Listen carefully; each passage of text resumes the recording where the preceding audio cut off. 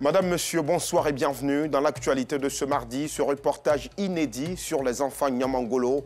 Ces tout petits sont nés après que leur mère ait perdu au moins 3 autres enfants. Pour conjurer le mauvais sort, l'enfant Nyamangolo parcourt le marché du village et l'on lui jette des ordures ou tout autre objet à notre possession. Nous parlerons énormément des enfants ce soir, puisque notre carton rouge est attribué aux parents des enfants bagagistes du grand marché d'Adiaké. Ces gamins de la cité de la Pirogue transportent des objets lourds et se faufilent dangereusement entre les voitures. Voilà pour le programme. C'est une tradition dans le centre-ouest de la Côte d'Ivoire, précisément à Mankono. Toute mère qui obtient un enfant, après en avoir perdu au moins 3, doit le soumettre à une coutume. Le bébé est mis dans une bassine et traverse tout le village. L'on lui jette sur le corps des ordures et tout autre objet en notre possession au moment de son passage. La pratique vise à conjurer le mauvais sort et le bébé est appelé pour la postérité. Nyamangolo ou Nyamanyaman, Afisiata Karamoko et Gilles Tonien ont été témoins de cette scène inédite. Âmes sensibles s'abstenir, certaines images peuvent choquer. Ces images pourraient vous choquer.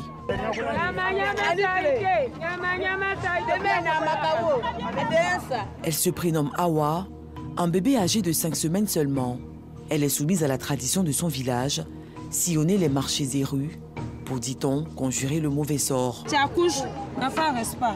1 fois, 2 fois, 3 fois, ensuite là. Le dernier, tu vas venir là, tu es obligé de te promener comme ça, avec lui, ou soit elle. Montrer à tout le monde. Exemple, elle peut venir envers toi comme ça. Ce que tu as, c'est l'argent. Même si tu as quelque chose dans ta main, tu peux prendre quelque chose même à terre pour mettre un enfant. C'est tout, c'est simple. Ça se fait partout, à Mankono ici, à Mao, au Djené, partout. Même à Abidjan, on fait ça. La mère de l'enfant n'est pas autorisée à faire ce rituel. Elle la confie plutôt à une proche. Cette dernière s'occupe de tout. À chaque fois que la maman a une grossesse, l'enfant meurt. C'est le 6e bébé qui est là. Donc chez nous, on fait ça pour que l'enfant ne meure pas. Hein? C'est un nyama là que tout le monde va l'appeler. Comme sacrifice, on le fait comme ça. Cette tradition est connue des populations et même approuvée. Cette coutume existe même avant notre naissance. Nous l'avons trouvée, nous allons partir pour la laisser. À Mankono ici, j'ai vu plusieurs fois qu'une enfant est restée. Moi-même, il y a une sœur qui s'est passée comme ça aussi. Elle vit normalement. Aujourd'hui, elle a 10 ans. Le crépuscule pointe à l'horizon. Les tantes de la petite Awa la ramènent chez sa mère. Elles lui remettent par la même occasion les dons de la journée. La mère vit avec un handicap. Elle est muette. Visiblement émue, elle garde l'espoir d'une faveur divine. Merci. Merci. Cette grâce du ciel, Salimata Karamoko en a bénéficié. Jeune femme de 24 ans, elle a eu le même destin que bébé Awa dans ce même marché de Mankono. Sa grand-mère, Fatoumata Dosso, raconte. J'ai eu une seule fille. Elle a fait 4 accouchements. Tous les enfants ont passé. 5e, c'est celle-là. Donc on l'a vendue au marché. J'ai 2 femmes à la maison. Elles l'ont chargée dans pipette. Se promener au marché de Mankono ici. On l'a surnommé Nyamanyama. C'est comme un sacrifice quoi. Comme l'enfant passe, là on essaie de faire un sacrifice. Si Dieu t'aide, tu peux avoir l'enfant, tu peux rester avec toi. C'est elle qui est là. Après elle, sa maman a fait 3 accouchements, ils sont restés. Aujourd'hui, Salimata est une brave commerçante, mère d'un vaillant garçon. On m'appelle Nyama, je suis en Malaisie. Je ne suis pas fâchée contre elle, je suis en Malaisie. Les rites traditionnels ancestraux demeurent le réflexe de certains peuples. Ils y croient, malgré leur attachement à la croyance divine. Tout un mystère.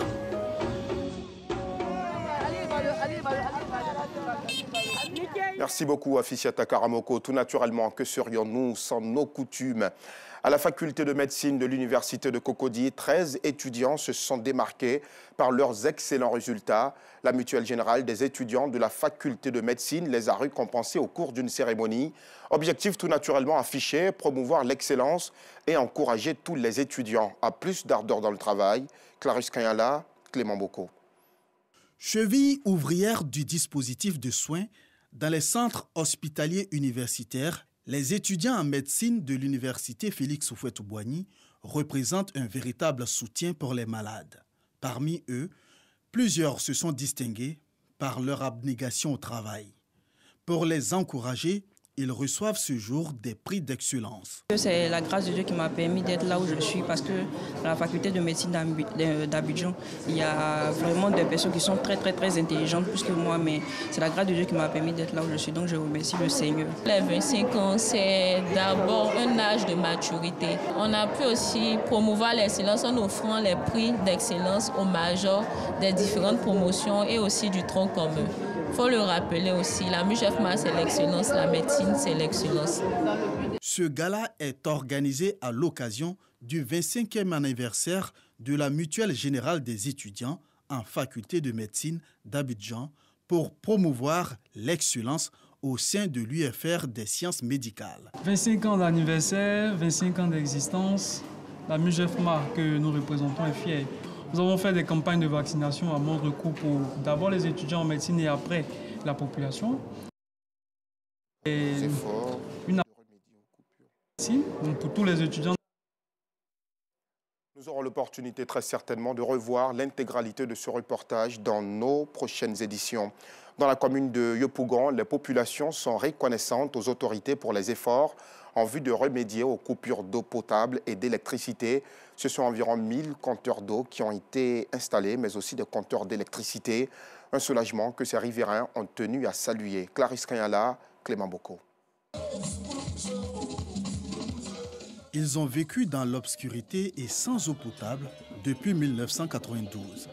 Les filles et fils de 46 quartiers de Yopougon n'ont pas caché leur joie face à l'arrivée de l'eau potable et de l'électricité dans leur commune.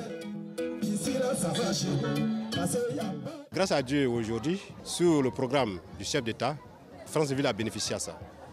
Voilà pourquoi nous avons décidé à faire cette cérémonie pour lui rendre hommage. Cette cérémonie de reconnaissance à l'endroit des autorités a réuni plusieurs confessions religieuses pour promouvoir la cohésion sociale et le vivre ensemble dans cette commune. Également de donner une grande force aux dirigeants de cette belle cité. Au total, 1000 compteurs de courant et 185 compteurs d'eau ont été offerts aux populations selon le maire de la commune. Nous sommes venus donc avec cette population fêter l'eau et l'électricité qui permet d'améliorer les conditions de vie de cette grande population de Franceville. Cette population de Franceville est vraiment reconnaissante au chef de l'État, le président Alassane Ouattara, au ministre d'État Gilbert Koné Kafana, qui par cette démarche a permis que le programme social du chef de l'État puisse arriver au niveau de Franceville. Ces festivités à l'endroit des autorités a été un moment de joie et de danse traditionnelle des différentes communautés. L'Organisation internationale pour la solidarité sociale et spirituelle poursuit sa mission. Elle œuvre pour le renforcement de la cohésion sociale dans le pays. À Maféré, dans le sud Comoé, l'organisation a invité les populations à taire leurs différences et privilégier tout ce qui les unit pour l'amour et la stabilité de la Côte d'Ivoire. Joël Gosset. L'Organisation internationale pour la solidarité sociale et spirituelle, OISS, en pleine campagne de sensibilisation sur la paix et la cohésion sociale. Après la cité balnéaire d'Asseni Mafia, les responsables de l'OISS ont déposé leurs valises dans la commune de Maféré. À travers des activités et des mises en scène avec les populations, le président de l'ONG a invité les différentes communautés de la région du Sud Comoé à œuvrer pour sauvegarder et maintenir l'harmonie qui règne dans cette partie du pays. L'objectif à atteindre, c'est de faire de la Côte d'Ivoire un pays de démocratie, un pays de droit. Nous allons commencer dans le Sud Comoé. Mais le projet Côte d'Ivoire, une famille de Dieu unie et réconciliée, ira jusqu'en 2030. Et donc, c'est dans toute la Côte d'Ivoire. Les habitants de la commune de Maféré, également entretenus par religieux et juristes autour de la problématique, le mariage interethnique et ou interreligieux peut-il être un facteur de paix et de cohésion sociale pour une Côte d'Ivoire réconciliée, parti politique face à l'état de droit et aux valeurs républicaines. Les Seigneurs sont réceptifs au message, notamment au message de cohésion, de fraternité et de paix. Le message est bien passé à notre sens et je pense que ce sont des occasions à multiplier pas seulement dans le sud Comoé, mais dans toute la Côte d'Ivoire. Nos différences constituent des richesses qui peuvent profiter à tout le monde et à toute la Côte d'Ivoire et ainsi permettre une bonne cohésion sociale. Voir en l'autre un frère, malgré les différences. Même dans nos familles, ces différences existent et constituent des richesses. Mais c'est nous qui devons les transformer, ces différences-là, en richesses. La qualité des messages des conférenciers bien perçue par les populations. On peut toujours espérer grandes choses au niveau des Ivoiriens. Parce qu'à chaque fois quand ça commence, sincèrement, on est désorienté. Parce que dans toute chose, on vit en famille. Et si la famille est divisée, ce n'est pas intéressant. Créée en 1999 à Beaunois, l'Organisation internationale pour la solidarité sociale et spirituelle regroupe en son sein des chrétiens, des musulmans, des bouddhistes et des non-croyants. Voilà, en somme, tout ce qui fait la beauté de notre si belle nation qu'est la Côte d'Ivoire. Et en religion, le COSIM a investi officiellement le nouvel imam de Ndoussi, cette ville située dans l'Agnébitiassa. Le Cheikhoul Aïma Ousmane Diakité, guide suprême de la communauté musulmane du pays, a insisté sur les valeurs à promouvoir. Il s'agit entre autres de la tolérance, la paix, la cohésion et l'amour. Pargasore Kone Demadongui revient de Ndoussi. Son reportage. Diaby Youssouf, il est désormais le nouvel imam de la mosquée centrale de Ndoussi, ville située dans la région de l'Agnébitiassa. Il a été investi en présence des autorités administratives, des chefs de communauté, des guides des autres obédiences religieuses, des élus et cadres de la localité, mais aussi en présence de Cheikh Aïma Ousmane Diakité, président du Conseil supérieur des imams des mosquées des affaires islamiques en Côte d'Ivoire, COSIM. L'imam Diaby Youssouf a reçu des mains des responsables du COSIM ses attributs d'imama, le turban, la canne de commandement et le noble Coran. Opportunité toute trouvée par le guide suprême de la communauté musulmane d'exhorter l'homme de Dieu à être un modèle et un rassembleur. L'imam est un éveilleur de conscience dans ce qui est utile à la vie d'ici-bas des fidèles et leur salut dans l'au-delà. L'imam aussi est un avertisseur. Quand l'imam voit quelque chose qui se passe qui n'est pas bien, ou bien quelque chose qui arrive qui n'est pas bien, il doit avertir non seulement les musulmans, mais aussi les pouvoirs. Septième imam investi, marié et père de 7 enfants, Diaby Youssouf, après avoir prêté serment et signé l'acte d'investiture, a tenu à exprimer sa gratitude au président du COSIM avant de l'assurer quant au rassemblement et à l'union des fidèles musulmans de Ndoussi. Nos frères chrétiens qui effectuent le déplacement, qui sont venus nous montrer ici que l'islam et la religion chrétianisme, c'est la fraternité, c'est la solidarité, c'est l'union et c'est la cohésion sociale. Les propos du président du COSIM et du nouvel imam appuyés par le sous-préfet et le député de Ndoussi, parrain de cette cérémonie religieuse. Nous voudrons à travers donc cette cérémonie spirituelle inviter l'ensemble des Ivoiriens à comprendre que nous avons le devoir de travailler chacun de nous à ce que la paix puisse durer dans l'éternité et que nous ayons le développement. On veut voir ici une communauté forte, forte par le pardon, forte par l'union, forte par l'unité. Parce que c'est ce qui caractérise la communauté musulmane. C'est par des prières et des bénédictions pour la paix, la cohésion et la stabilité en Côte d'Ivoire que cette cérémonie d'investiture du nouvel imam à la grande mosquée de Ndoussi a pris fin. Merci beaucoup, Pargasore Kone Demadongui. En sport, les joueuses d'Habitat Handball Club d'Abobo ont été reçues par le maire de la commune, Kandia Kamara. Cette cérémonie qui s'est déroulée le 1er août 2022 dans les locaux de la mairie a été l'occasion pour Madame le maire de reconnaître les mérites de l'équipe d'handball d'Abobo, mais aussi de les saluer et les récompenser car cette équipe était vainqueur de Tiasalé Handball Club de Bandama dimanche 31 juillet en finale de la Coupe nationale. Pour plus de précisions, regardons ensemble ce reportage de Patrick Dadier.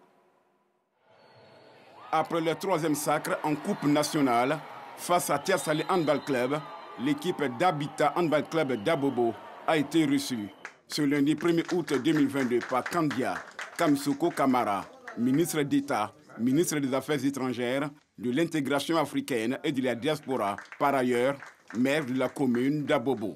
Dans une ambiance bon enfant, Les héroïnes et leurs encadreurs ont présenté officiellement le trophée acquis de haute lutte à la première magistrate de la commune. L'ancienne championne d'Afrique s'est d'abord félicitée du sacre de ses filleuls qui font la fierté d'Abobo avant de poursuivre en ces termes. Le sport vous permet d'être sociable. Le sport vous permet d'être tolérant. Le sport vous donne le sens du partage. Le vivre ensemble. Le sport regorge de tellement de valeurs. En guise d'encouragement, le maire Kandia Kamara a fait don d'1 million de francs CFA en espèces, tout en promettant une assistance plus importante aux championnes. J'ai échangé avec mes collègues et la mairie d'Abobo a décidé de vous soutenir véritablement et fortement. Avec ce que vous avez déjà fait, 3 fois champion de Côte d'Ivoire, il sera aujourd'hui plus facile pour nous de vous trouver un sponsor. Parce que les gens sauront maintenant que ce n'était pas des accidents de parcours. Les regards sont déjà tournés vers le prochain championnat d'Afrique dames prévu en Tunisie du 30 septembre au 10 octobre 2022. Un rendez-vous que le double champion de Côte d'Ivoire prépare déjà avec beaucoup d'ambition. Et nous sommes mardi, place donc au carton rouge.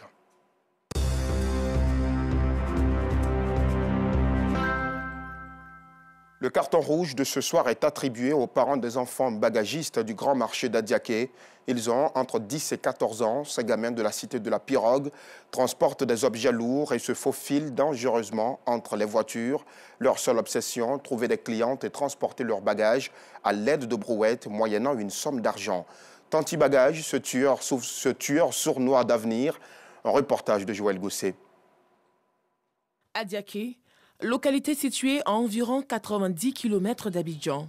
Les populations de cette ville font généralement leurs provisions les mercredis. Ce jour, considéré comme jour de marché, toujours bondé de monde. Au klaxon des véhicules se mêlent les cris des gamins dont l'âge varie entre 10 et 14 ans qui s'égosillent, Tanti Bagage et à brouette. Ils proposent leur service pour le trajet des bagages des clients contre une rémunération allant de 100 à 500 francs CFA. Au marché d'Adiaké, la plupart de ces enfants évoquent les difficultés financières de leurs parents. C'est le cas de Prince Édouard, 14 ans, élève en classe de 6e. Je suis sur le marché pour chercher l'argent. Parce qu'à la maison, il n'y a pas de travail à faire. Comme ça, je suis venu chercher un peu de l'argent. Quand je fais, je m'en sors bien. Il n'y avait personne à la maison, donc j'étais seul. C'est ça, je me suis levé pour venir pousser. Ces enfants laissent entendre que cette activité leur rapporte tous les mercredis entre 2000 et 3000 francs CFA. C'est quand on laisse en vacances qu'il fait. La fois, il gagne 2000. Il donne ça à maman. Pousser les brouettes pour obtenir de l'argent. Certains enfants sont encouragés par leurs parents. La personne m'a dit de venir faire ça à sa maman. Quand il vient à l'argent, elle est contente. Pour cette sexagénaire, ces enfants lui sont d'une aide inimaginable. Ça nous aide beaucoup. Ça m'a aidé beaucoup parce que je ne peux pas charger tout ce que j'ai payé dans différents coins. Mais je ne peux pas prendre moi seul pour aller à la gare. S'il m'a pris pour aller, ce que j'en ai, je lui donne. Les chauffeurs de taxi se plaignent de leur présence sur le marché. Une présence qui gêne la circulation. Les enfants qui poussent les brouettes, souvent quand on vient garer notre voiture, les gars grattent nos voitures, ben, on n'a pas le choix. Comme au marché aussi, là, chacun cherche son pain quotidien. Donc souvent on fait avec eux. C'est difficile pour les enfants de circuler avec les marchandises. Nous aussi, c'est difficile aussi de circuler. Donc ce qui fait que donc, ça nous gêne un peu. Les enfants pousseurs de brouettes, l'avis des populations sur la question est mitigé. Certains approuvent, d'autres non. Les petits bagages, moi, ils ne vont pas ça mal. Au fait, c'est bon, selon moi, c'est bon. Lorsque les vieilles sont déjà vieilles qui ne peuvent pas prendre les bagages importés par le loin, souvent les 50-50, les 25-25, c'est mieux que d'aller voler, quoi. Les enfants de maintenant, actuellement, ou non, là, actuellement, les enfants, c'est la plupart, sont les volets. Mais si tu viens gourir, tu gagnes tes 200, c'est pour toi. Ils sont trop petits. C'est pas bon pour ces boulettes-là. D'une part, c'est pour aider les parents et c'est aider eux-mêmes. Mais voyant leur âge, vraiment, c'est pas bon. Parce que le travail des enfants, bon, est interdit. Il y a beaucoup qui sont encore plus jeunes, qui font les mêmes choses. Mais on devait quand même les aider à bas âge jusqu'à un certain moment, s'aider eux-mêmes. Des parents évoquent même des risques de maladie. De laisser un enfant comme ça pousser brouette, ça rend malade. Et puis même, il paraît qu'en soulevant les gros bagages, même, tu risques d'avoir même les nids. La présence de ces enfants au grand marché d'Adiaké leur prive-t-il de leur enfance, de leur dignité? Cette activité de pousseur de brouette nuit-elle à leur développement physique et mental? Bref, les enfants pousseurs de brouette d'Adiaké, à qui la faute? La faute incombe sans détour aux parents. Que dis-je? À ces parents irresponsables, insouciants et démissionnaires. Alors, la rédaction de RTI2 donne un carton rouge à tous ces parents qui attribuent cette lourde tâche à leurs enfants pour des pièces d'argent et interpelle les autorités de la localité à prendre des décisions afin d'éviter que ces enfants se retrouvent un jour dans les rues, hors des salles de classe. C'est la fin de cette édition. Merci de nous avoir suivis à Bodo et Kodimasso, ce village situé dans la localité de Ndoussi, dans le sud de la Côte d'Ivoire. Au retour de l'information à 12h30 demain, à 19h30, vous serez en compagnie de Maïssa Kogueï. Bonsoir.